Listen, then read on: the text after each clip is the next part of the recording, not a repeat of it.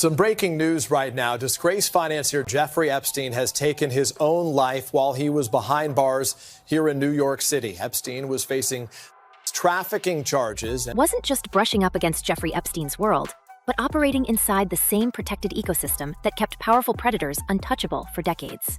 That is the question hanging over Steve Harvey right now as new Epstein files hit Washington in November 2025, and a familiar pattern of names, timelines, and cozy friendships starts to overlap in ways that are getting harder to explain away. We are not talking about a random mention in a stray email. We are looking at a web where Epstein's emails, Diddy's conviction, and Harvey's own household drama all seem to converge around the same years, the same circles, and the same chilling silence. I think it reinforced the research that I did on my book that Jeffrey Epstein has always viewed himself as smarter than everybody else, and he also has collected people all along the way, particularly over the 2 decades through his trafficking. And that was always to get secrets and bits of information about individuals that he could pass to other people. He trafficked in. In mid-November 2025, lawmakers in the U.S. House released more than 20,000 pages from the so-called Epstein files, covering correspondence from roughly 2008 to 2019. Those documents include emails where Epstein bragged that Donald Trump knew about the girls and referenced long hours spent at his homes, with witnesses like House staff confirming how much the former president saw. At the same time, Democrats and Republicans went back and forth over who was cherry-picking which emails, each side accusing the other of trying to shape the story. That fight might sound political on the surface, but for us, it matters because it proves one thing. These files are not just gossip. They are now part of a public record that is pulling more names and more relationships into the light. Now layer that over what happened with Sean Diddy Combs. In 2024, after years of rumors and civil cases, federal prosecutors brought a sweeping case against him, built on testimony from ex-partners and former insiders, describing what they called freak-offs that stretched back to at least 2008. By mid-2025, a New York jury had cleared him on the most severe charges, like racketeering conspiracy and trafficking by force, but still found him guilty on 2 counts of transporting people across state and international lines for paid intimate encounters. Each count carries up to 10 years, and he is currently serving a 50-month sentence at a federal facility in New Jersey, with a new projected release date in June 2028 after a recent adjustment to his status behind bars. While his legal team plans to appeal, and he continues to deny wrongdoing, the testimony about prolonged, choreographed encounters, filmed and used as leverage, has already destroyed the wholesome mogul image he once sold. Her, doesn't it? She probably wants to get out early. So I think that we have more digging to do. I think the DOJ transparency effort here is the right thing. But the reason it's on a Friday, Will, is I think there are no smoking guns. There's other places we have to look. Well, Buck, you appropriately... This is where Steve Harvey enters the frame. While Epstein was sending strange, arrogant emails about presidents and power brokers, and Diddy was allegedly building an entire shadow operation to manage his private appetites, Harvey was becoming daytime television's moral referee. He was the guy lecturing callers and guests about standards, responsibility, and how women should demand better from men. Yet, behind that image, his own ex-wife Mary was accusing him in filings and online videos of psychological torment, financial games, and what she dramatically described as soul destruction, a term she used for a mix of alleged torture, deprivation, and mental breaking.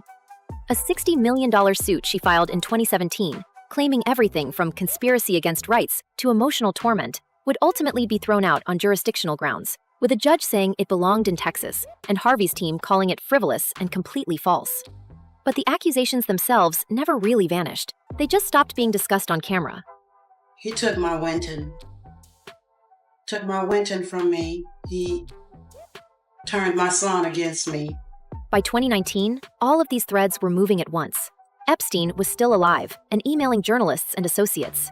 Diddy was still on top of music and nightlife, running brands and throwing carefully curated events. And Steve Harvey's household was becoming a tabloid storyline because of his stepdaughter, Lori. That summer, Lori Harvey, then in her early 20s, was photographed repeatedly with Diddy, who was in his late 40s, traveling in Cabo, strolling in New York in matching outfits, and sitting at lunch in Italy with Lori's mother and Steve himself at the table. Photos from August showed Lori with her arm around Diddy while dining with her parents, a visual that instantly turned a rumored romance into a public talking point. Fans flooded comment sections asking why a man who built a career as America's dad was okay with his stepdaughter being romantically linked to a man almost 3 decades older, especially a man already shadowed by long-running whispers of controlling behavior and strange private gatherings. Her mother is 54 years old. Her mother is 5 years older. Back then, the coverage treated it like standard celebrity intrigue. TMZ-style outlets described it as a fun fling. Sources close to Diddy insisted he was healing after Kim Porter's sudden passing in late 2018. And insiders claimed Lori had been a longtime family friend who happened to bring him comfort. Some reports even stressed that Lori had always denied dating Diddy's son Justin, despite years of speculation that she had been linked to him first. But today, in late 2025, that same 2019 timeline looks very different when we put it up against what jurors heard in federal court. We now know that by that period, Diddy's alleged pattern of flying partners and hired participants to different cities for marathon encounters was already well established behind the scenes. We know witnesses described him using recordings as leverage and relying on a tight circle of staff to keep everything quiet and under control. Suddenly, those cozy pictures from Italy and Mexico are not just cute couple shots. They feel like snapshots from the outer ring of a much darker orbit. 2 at 49. Diddy is 49 years old. Oh, man! That is a 27-year. Meanwhile, the Epstein emails released this year add another layer of context to how the ultra-wealthy thought about risk. Epstein's messages, many written in all lowercase with bizarre punctuation quirks like him-he, show a man so confident in his protection that he did not even bother to clean up obvious errors while discussing presidents, accusers, and sensitive situations. In one exchange from early 2019, he wrote that Trump knew about the girls and referenced staff testimony backing up how often the future president was around. In another, he was strategizing with writer Michael Wolff about how to use Trump's public statements for leverage or currency. The tone is casual, dismissive, almost bored. It is the voice of someone who assumes that nothing he types will ever cost him his freedom or his reputation in a serious way. That attitude is important because we have to ask whether a similar culture of protection has been operating around men like Diddy and Steve Harvey. When Lori Harvey was photographed with Diddy and then seen again with her parents in Europe, fans turned to Steve's public feeds expecting some kind of comment. Instead, what they got was silence. Articles at the time pointed out that while Lori and Diddy were trending, Steve was promoting his Sand and Soul Festival in Cancun and posting about his anniversary trips with Marjorie. Commenters were asking, "Where is Uncle Steve?" and openly wondering how a man who wrote a best-selling book on relationships could say nothing while his stepdaughter was rumored to be involved with a man nearly her father's age who had already buried one partner and was known for extravagant late-night environments. So I just keep going through. But then I'll tell you something too, haters motivate me. Because when they talking about me, that means I'm doing something. We cannot ignore that this silence came from someone whose own private life was already being dragged through courts and blogs. Mary Harvey had gone on camera claiming that the division of assets from their Texas divorce was never handled the way a judge promised, that she had been left financially and emotionally destroyed, and that Steve had used his influence to push her to the margins while he rebranded himself as a self-help guru.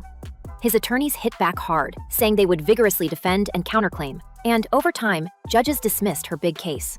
Still, those allegations of psychological torment and manipulation now sit uncomfortably next to the vision of a stepfather who reportedly saw Lori sit across from Diddy at lunch and chose to keep every reaction behind closed doors. Insiders familiar with Hollywood's protection game say that what looks like silence from the outside often reflects a deliberate strategy agreed on by managers, lawyers, and network executives. The logic is simple. The system failed him. He built that fortune because the system worked exactly the way it was designed, protecting those who play along. So now we have to ask, not whether Steve Harvey knew what was happening behind those closed doors, but who is still running interference for him today, what they are getting in return, and how many more secrets are waiting to come out when the next batch of files drops. What do you think really ties these names together? And when the truth finally hits daylight, whose side are you going to believe? Until then, we will be watching every move. So stay sharp, stay curious, and we will see you in the next one.